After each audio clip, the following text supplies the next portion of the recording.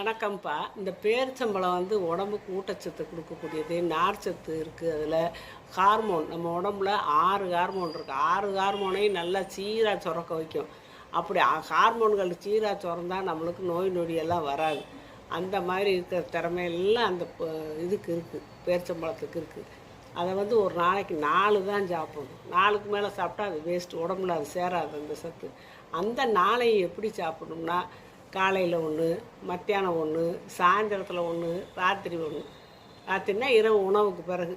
அப்படி 4 தடவை நீங்கள் சாப்பிட்டு வரப்போல நல்லா மென்று ருசித்து ரசித்து சாப்பிடணும். அப்படி சாப்பிட்டிங்கன்னா உடம்பு நல்லா ஆரோக்கியமாக இருக்கும்.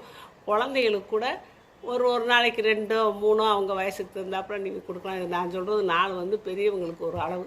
அவங்களுக்கு எப்படியாவது எந்த வகையிலையாவது வசித்து கொடுக்கலாம், இல்லாட்டி அது கூட வச்சு எப்படியாவது அவங்களுக்கு கொடுத்துடணும்.